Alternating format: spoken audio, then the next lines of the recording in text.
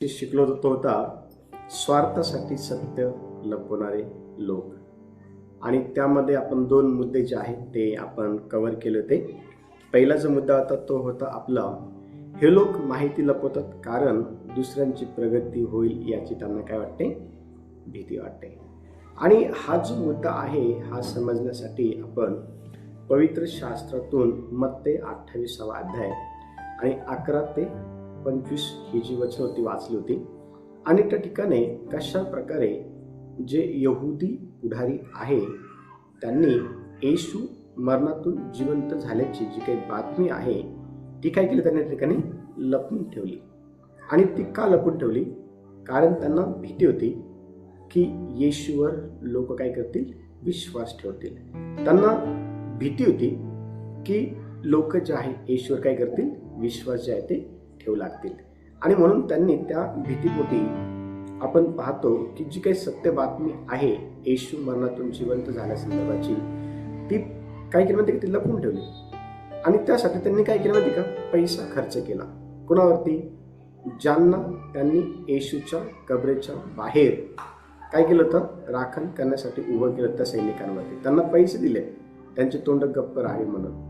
लक्ष द्या, आज देखील आपल्याला अशा प्रकारचे जे लोक आहे ना, जे पुढारी आहेत, जे सत्य गोष्टी दुसऱ्यांची प्रगती होऊ नये म्हणून लपून ठेवताना आपल्याला मोठ्या प्रमाणामध्ये जे आहे ते दिसून येतात. त्यानंतर आपण मुद्दा क्रमांक 2 जे आहे ते आपण बघितलं होता. मुद्दा क्रमांक 2 हा होता, असे लोक आपल्या फायद्यासाठी खोटे सांगतात आणि सत्य जे आहे ते लपवून ठेवतात. जगाच्या पाठीवर आपल्याला अशा प्रकारची जी काही लोक आहे किंवा अशा प्रकारचे जे काही पुढारी आहे ते आपल्याला पाहायला भेटतात. आणि हा मुद्दा समजून घेण्यासाठी आपण यौसेपाचं जे काही उदाहरण आहे ते बघितलं होतं की कशा प्रकारे यौसेपाच्या भावांनी यौसेपाबद्दल त्यांच्या मनावर जो काही द्वेष होता, राग होता, ईर्ष्या होता, मत्सर होता.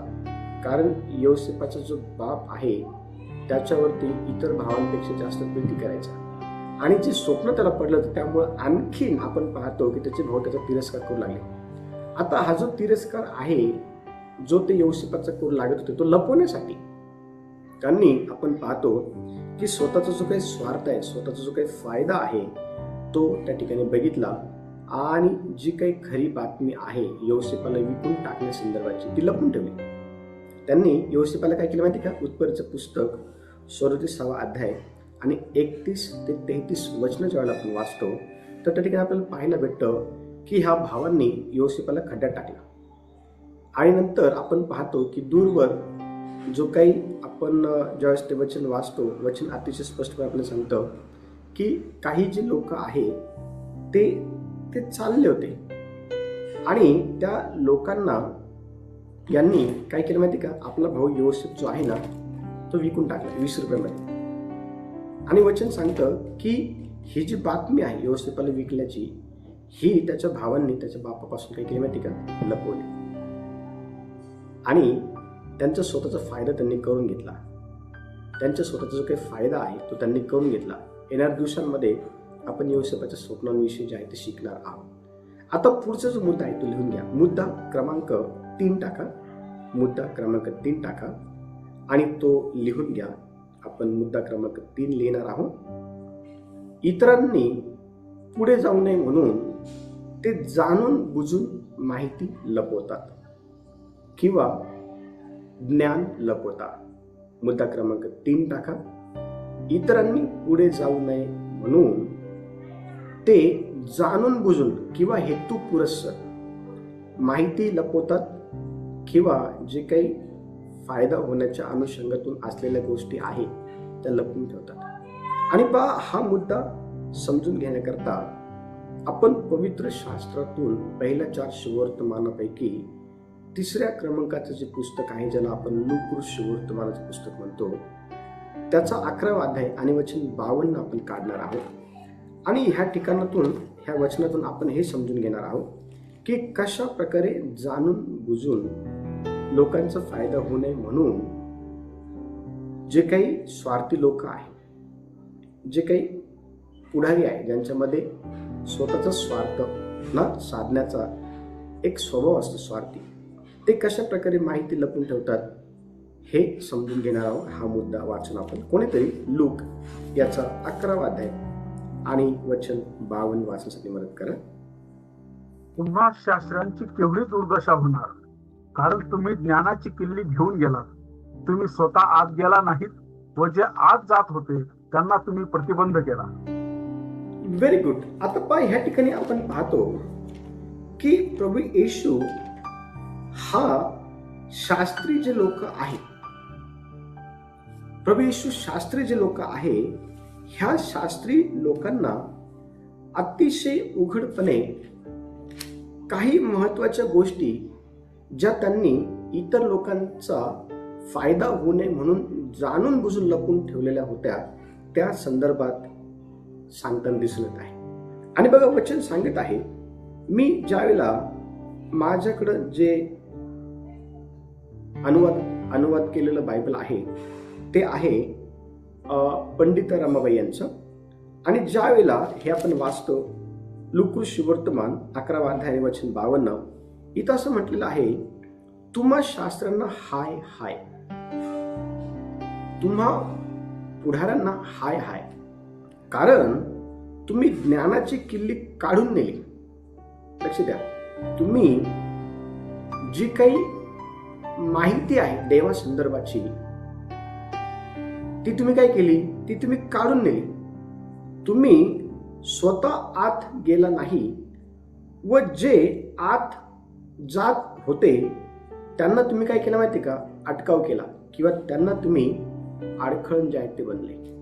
आता लक्ष द्या, ह्या ठिकाणी आपण काय समजून घ्यायचा प्रयत्न करत आहोत, तर देवाच्या राज्यामध्ये आपल्याला अशा प्रकारचे पुढारी पाहायला भेटतात जे जाणून बुजून किंवा हेतू पुरस्सर दुसऱ्यांना एखादी चांगली गोष्ट माहिती होऊ नये म्हणून तिथे लपून ठेवतात.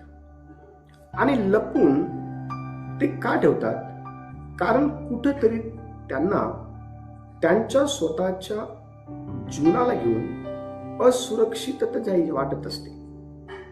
आता उदाहरणार्थ, जर मला एखादी गोष्ट समजत आहे चांगल्या प्रकारे आणि ती समजून घेतल्या असल्या कारणामुळं आता माझं जास्तीत जास्त फायदा होत आहे, पण तीच गोष्ट ब्रदर सुभाष यांना जर समजली आहे आणि त्यामुळं त्यांचा फायदा होत आहे, तर त्यांचा फायदा होऊ नये म्हणून मी आता त्यांना जी गोष्ट समजली आहे ती लपून ठेवण्याच्या अनुषंगातून पुरेपूर प्रयत्न करत आहे.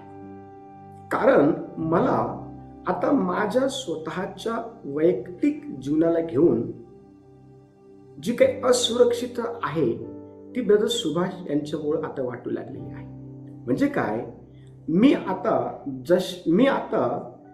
जसं आशीर्वादित आहे, मी आता जसं फायद्यामध्ये आहे, मी आता जसं चांगल्या गोष्टी अनुभवत आहे, तशा प्रकारच्या चांगल्या गोष्टी ब्रदर सुभाष यांनी अनुभवल्या नाही आपल्या जीवनामध्ये. म्हणून मी जास्तीत जास्त माझ्या स्वतःचा स्वार्थ पाहतो आणि त्यांच्यापासून ज्या फायद्याच्या गोष्टी आहेत त्या मी काय करतो, लपून ठेवतो. आणि पवित्र शास्त्रामध्ये ही गोष्ट ज्या वेळेला येशूच्या लक्षामध्ये आली की ज्यांना पुढारपण देण्यात आलेलं होतं त्यांनी स्वतःचा फायदा करून घेतला, पण दुसऱ्यांचा फायदा होत असताना ते त्या दिशेने वाटचाल करत होते, तर त्यांनी त्या दिशेने वाटचाल करू नये म्हणून त्यांच्या त्या वाटेमध्ये, त्यांच्या त्या रस्त्यामध्ये अडखळण जे आहे ते ठेवलेलं आहे. कारण वचन अतिशय स्पष्टपणे आपल्याला हे सांगतं की तुम्हा शास्त्रांची केवढी दुर्दशा होणार.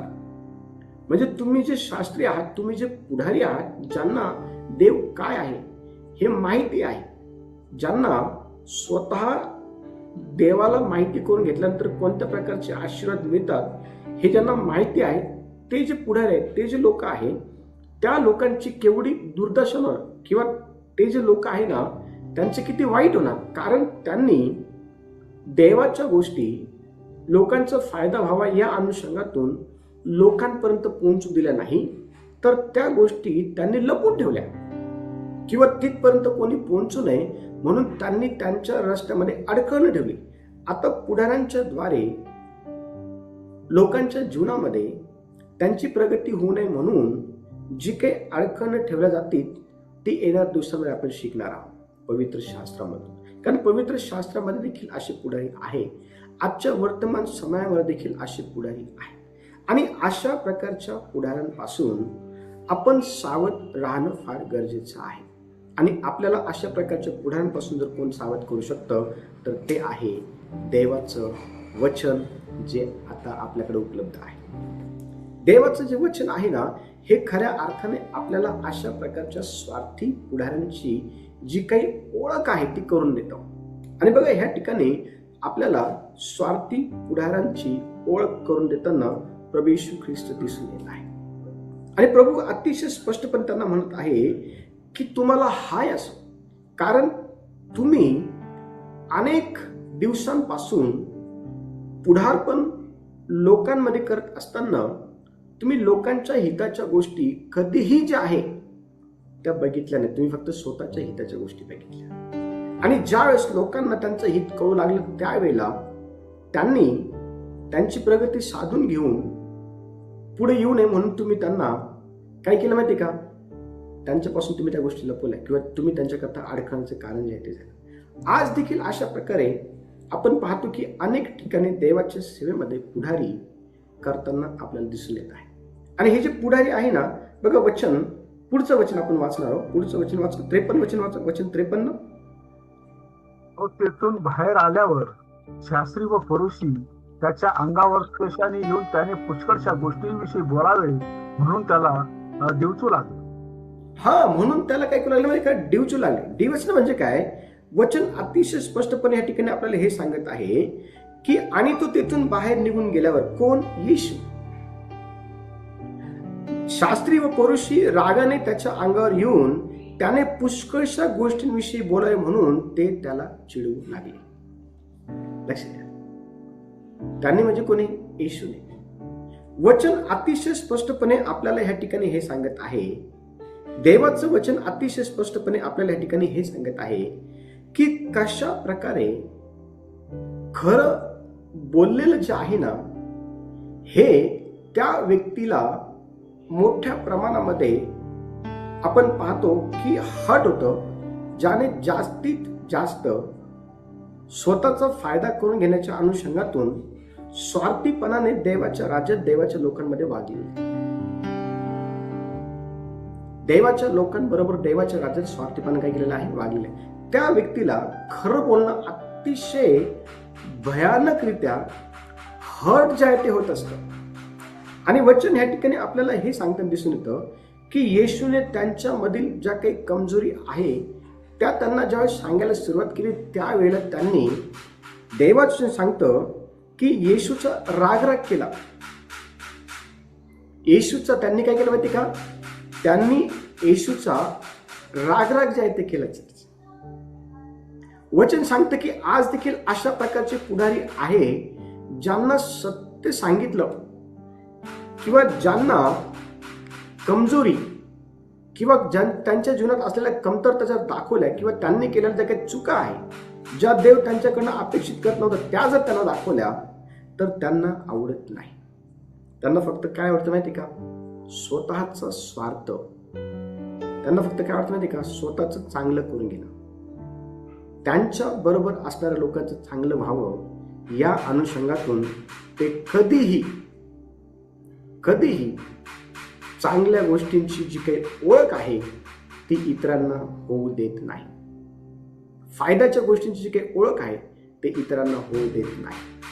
अशा प्रकारचे पुढारी येशूच्या काळात पण होते आणि अशा प्रकारचे पुढारी हे आताच्या काळामध्ये देखील आहे.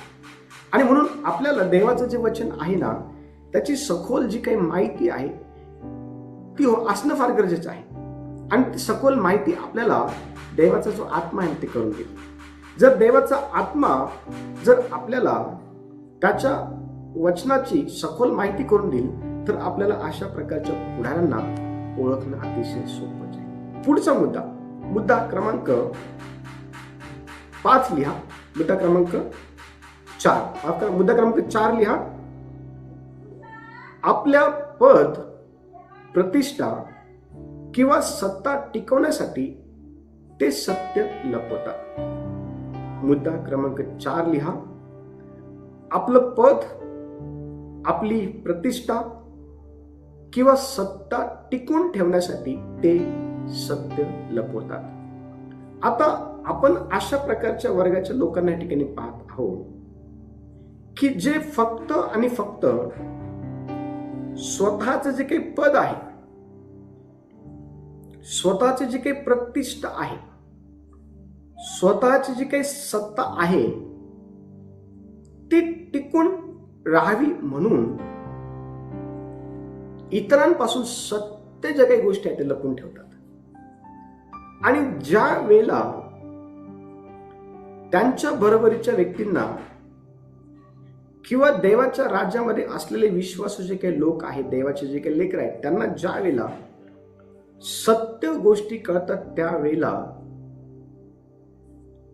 त्या लोकांना जे काही पद आहे त्याच्या माध्यमातून धमकवलं जातं, त्याच्या माध्यमातून दाबलं जातं, त्याच्या माध्यमातून जी काही सत्ता त्यांच्याकडे आहे त्या सत्तेच्या माध्यमातून त्यांच्यावर जे काही प्रेशर आहे ते आणून त्यांना त्या सत्य गोष्टींपासून जे आहे ना परावृत्त केलं जातं. त्यांना त्या सत्य गोष्टींपासून जे आहे ना, त्यांच्या फायद्याच्या गोष्टींपासून जे आहे ना दूर ठेवलं जातं.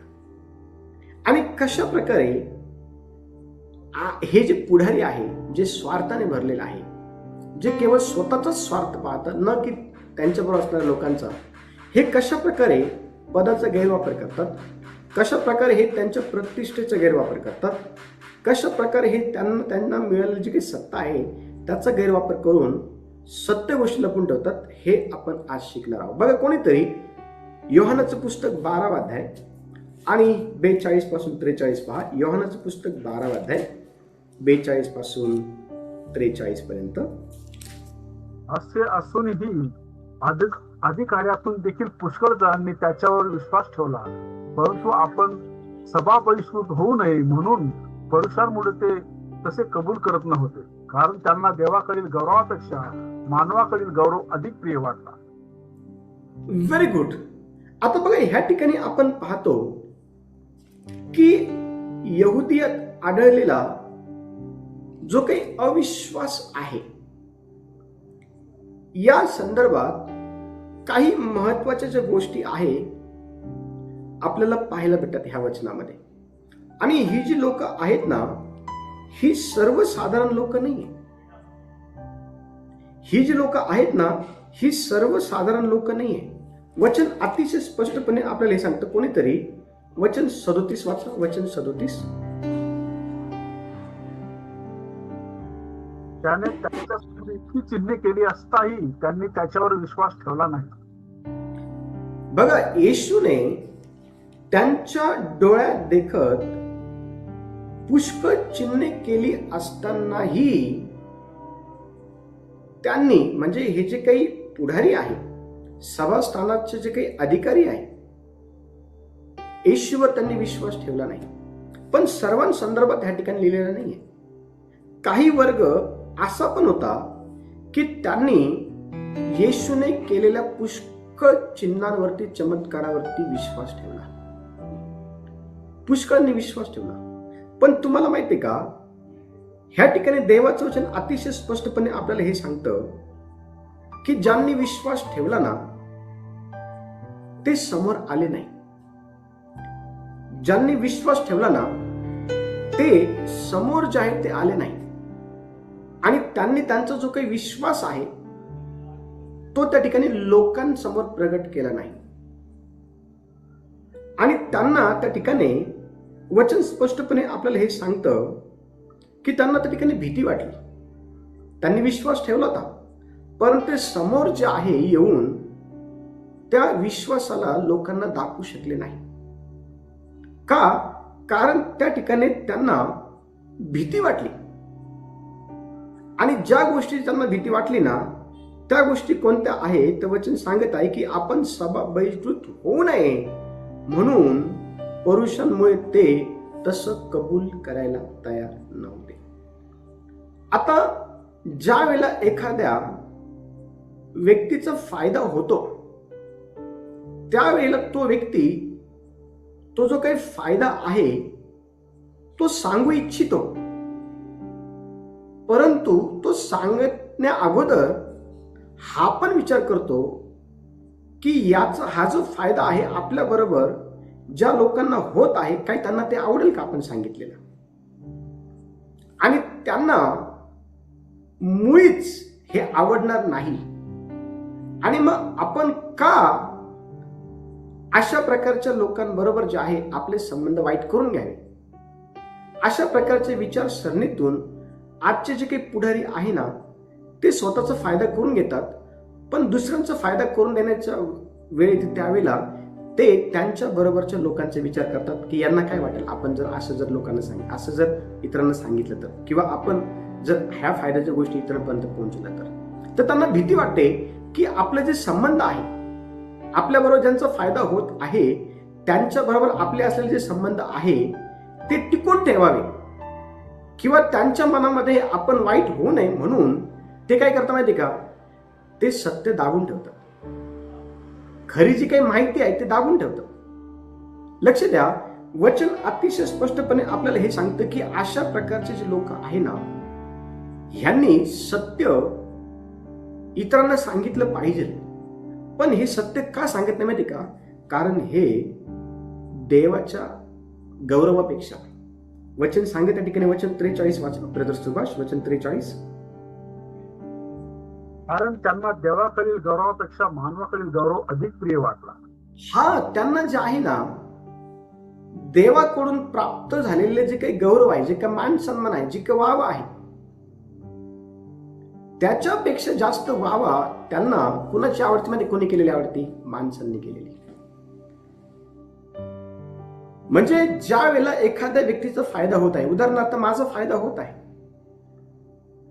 आणि माझ्या बरोबर पगारताईंचा पण फायदा होत आहे, माझ्या बरोबर आपण पाहतो की जगताप मावशींचा पण फायदा होत आहे, पण आता माझी अशी इच्छा आहे की सुभाष ब्रदर यांचा देखील फायदा व्हावा. माझी अशी इच्छा आहे की दिव्यज्योती सिस्टरचा देखील फायदा व्हावा.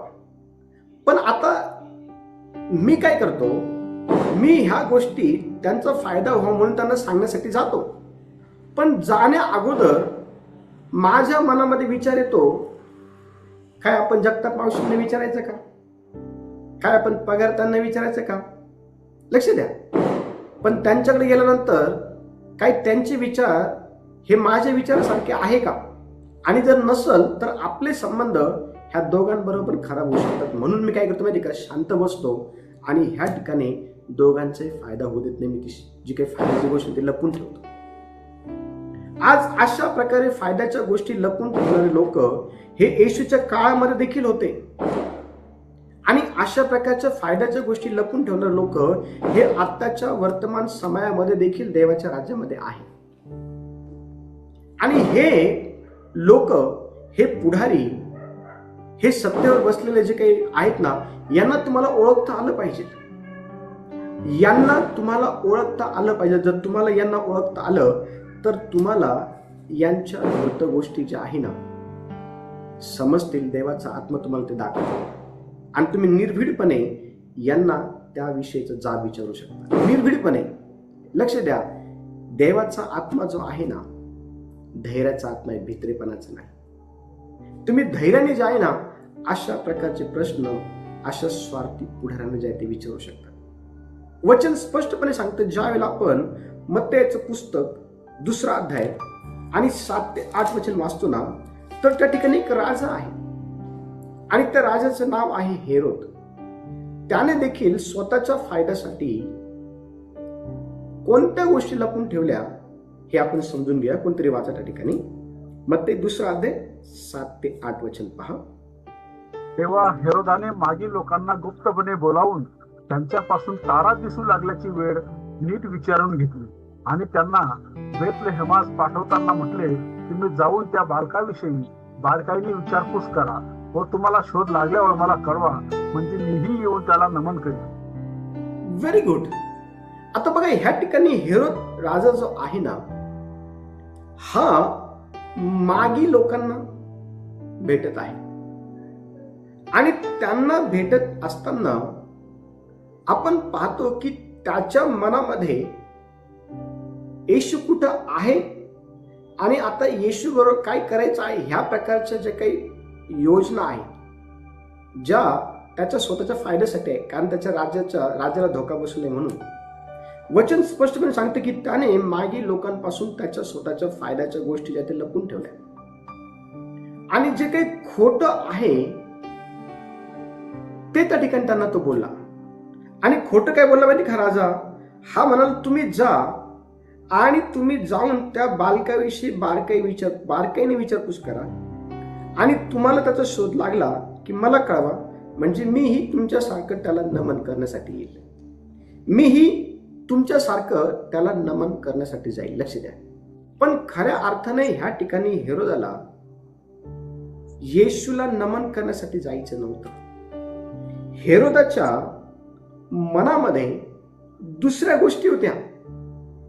हेरोदाच्या मनामध्ये जे आहे ना, दुसऱ्या गोष्टी होत्या. बघा, त्याच्या मनामध्ये कोणत्या गोष्टी होत्या? कोणीतरी वचन वाचण्यासाठी मला मदत करा. वचन 14 आणि वचन 15.